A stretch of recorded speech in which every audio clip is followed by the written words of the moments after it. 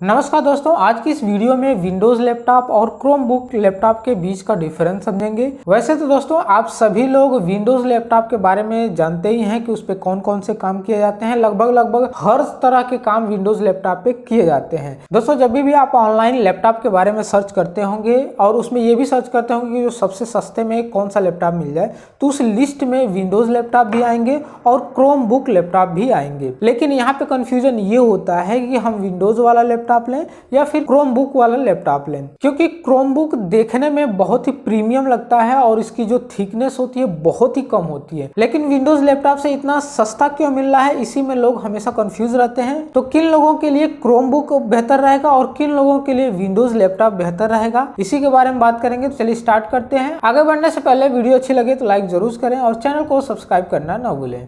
दोस्तों पहले बात करते हैं विंडोज़ लैपटॉप के बारे में। तो वैसे तो आप सभी लोग जानते होंगे कि विंडोज़ लैपटॉप पे क्या क्या काम किया जाता है, यानी कि उस पे जो नॉर्मल काम होता है वो भी किया जा सकता है। जैसे कि मान लीजिए कि आपको generally office work, student work के लिए भी अगर काम करना चाहते हैं तो सस्ते लैपटॉप आप खरीद सकते हैं। उसके ऊपर अगर जाते हैं तो एडिटिंग वगैरह, जो ग्राफिक डिज़ाइन वगैरह काम करते हैं तो थोड़ा सा महंगे लैपटॉप ले लेंगे।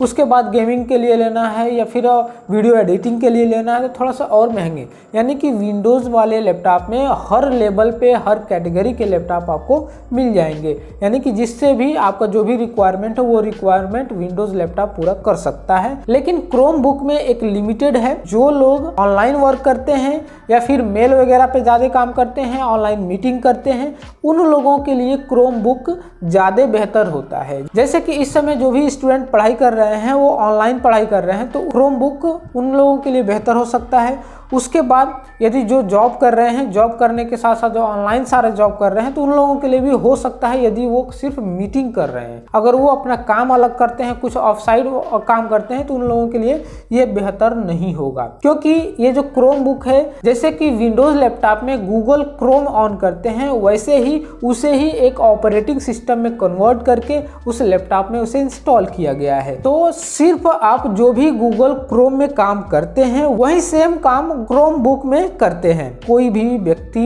अगर अपना ऑफिस वर्क करना चाहता है, जैसे word, Microsoft word, power point पे काम करना चाहता है, तो उसके लिए क्रोमबुक नहीं है। और साथ ही साथ इसके गेमिंग है, चाहे वीडियो एडिटिंग है या फिर ग्राफिक डिजाइन है, उस लोगों के लिए क्रोमबुक नहीं है। अब बात करते हैं क्रोमबुक के रेंज के बारे में, यानी कि प्राइस रेंज के बारे में, किन किन कैटेगरी में ये आता है। जैसे कि विंडोज लैपटॉप होता है जो सस्ते से सस्ते, महंगे से महंगे लैपटॉप मिलता है, उस तरह से क्रोमबुक में नहीं होता है। इसमें सिर्फ आपको 25 से 30 हज़ार के बीच में ही लैपटॉप मिलेंगे, यानी कि ये सेलेरॉन मिलेंगे। और अधिक से अधिक अभी तक तो जितने भी क्रोमबुक लॉन्च हुए हैं वो सेलेरॉन में ही लॉन्च हुए हैं, और इससे ऊपर हो सकता है कि इसका प्रोसेसर आगे बढ़ाया जाए, लेकिन क्रोमबुक में अभी सेलेरॉन ही चल रहा है। जैसे कि विंडोज लैपटॉप में सबसे सस्ता जो सेलेरॉन प्रोसेसर वाला जो लैपटॉप होते हैं, वैसे ही लैपटॉप क्रोमबुक में आते हैं। और उससे ऊपर अगर विंडोज में जाते हैं तो i3 लैपटॉप आते हैं। लेकिन क्रोमबुक में सिर्फ सेलेरॉन इस समय मिल रहा है। अगर बाई चांस अगर आगे बढ़ाती है तो हो सकता है कि i3 वगैरह लाए। उसके बाद अगर रैम के बारे में बात करें तो इसमें 4 GB या मैक्सिमम हो सकता है कि 8 GB तक मिल जाए, तो इससे अधिक रैम नहीं मिलने वाला है। जहां तक स्टोरेज की बात किया जाए तो इसमें 64 GB से स्टार्ट होता है, 256, 512। और उन लोगों के लिए सेलेरॉन बहुत ही होता है, क्योंकि ऑनलाइन काम हो तो डिपेंड करता है आपके इंटरनेट की स्पीड पे, तो ज़्यादा प्रोसेसर का वहाँ पे काम नहीं होता है।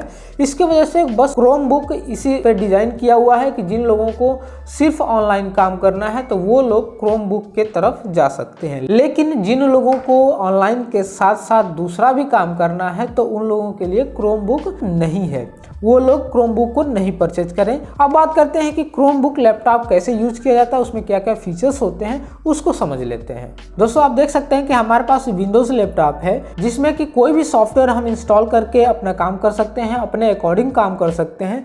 लेकिन वही क्रोमबुक में क्या होता है कि जैसे कि हम गूगल क्रोम ओपन करते हैं, इसमें जो भी काम किया जाता है वही सेम टू सेम क्रोमबुक में किया जाता है। जो गूगल क्रोम है उसी को ऑपरेटिंग सिस्टम बना दिया गया है, जिसे हम क्रोमबुक कहते हैं। देख सकते हैं राइट साइड में यहाँ पे जो ये डॉट दिया हुआ है गूगल ऐप, ये जो चीजें हैं इसी चीज को यहाँ पे, जैसे मान लीजिए कि विंडोज में यहाँ पे आप देख सकते हैं टास्क बार में टास्क बार में विंडोज से कुछ एप्लीकेशन दिए हुए हैं और यहाँ पे जैसे इस पे डॉट पे क्लिक कर रहे हैं यानी कि गूगल ऐप पे क्लिक कर रहे हैं तो जितने भी यहाँ पे ऐप दिख रहे हैं वही चीज़ें टास्क बार में शो होते हैं और यहीं से आप अगर सर्च इंजन ऑन करना चाहते हैं सर्च इंजन ऑन कर सकते हैं, मैप, यूट्यूब, प्ले स्टोर, उसके बाद news, Gmail, Meet, chat, contact, drive, ये जितने भी काम हैं जो आप गूगल क्रोम में एक्सेस करते हैं वही सेम चीज़ क्रोम बुक में ही एक्सेस करेंगे। क्रोम बुक में जो भी काम करेंगे वो सारा कुछ क्रोम में ही होगा, उसके अलावा और कोई सॉफ्टवेयर आप यूज नहीं कर सकते। जैसे कि अगर किसी और एप्लीकेशन की ज़रूरत पड़े या ऐप की ज़रूरत पड़े, यहाँ पे ऐप इसलिए यूज कर रहे हैं क्योंकि ये क्रोम बुक है, क्रोम बुक में प्ले स्टोर के जरिए ही कोई भी सॉफ्टवेयर या एप्लीकेशन डाउनलोड कर सकते हैं। जैसे कि आप मोबाइल में जो भी काम करते हैं, जो भी एप्लीकेशन को डाउनलोड करना होता है वो प्ले स्टोर से करते हैं, वैसे ही यहाँ पे सेम होगा। जैसे कि हमने अब गूगल प्ले स्टोर हमने ऑन किया है तो यहाँ पे देख सकते हैं कि जो कुछ भी आप डाउनलोड करना चाहते हैं यहाँ से सर्च करके डाउनलोड कर सकते हैं। दोस्तों जैसा आप देख रहे हैं कि जो कुछ भी काम हम गूगल क्रोम में कर रहे हैं वही सेम काम क्रोम बुक में किया जाता है, इसके अलावा और कोई एक्स्ट्रा काम क्रोम बुक में नहीं कर सकते। यानी कि आपको अगर कोई PDF फाइल भी खोलना है तो क्रोम बुक में ही खुलेगा, वर्ड की फाइल खोलना है तो क्रोम बुक में ही खुलेगी, या फिर किसी साइट में जाना है तो सीधा डायरेक्ट वो क्रोम बुक में ही ले जाएगी।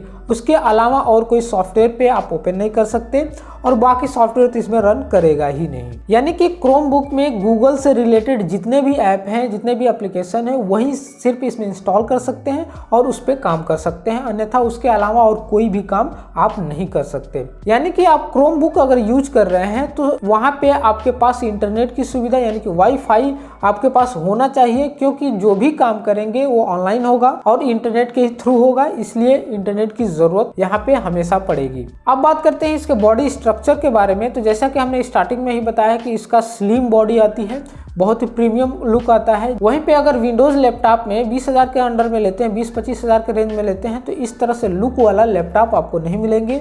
और इतना लुक वाला अगर लैपटॉप अगर विंडोज में लेना चाहते हैं तो लगभग 50 से ऊपर, 40 से ऊपर आपको जाना पड़ेगा, तभी इतना प्रीमियम लुक वाले लैपटॉप मिलेंगे। और दोस्तों क्रोम बुक में कीबोर्ड के बारे में बात करें तो यहाँ पे जैसे कि अगर विंडोज लैपटॉप में फंक्शन की होता है वैसे क्रोम बुक में फंक्शन की नहीं मिलेगा।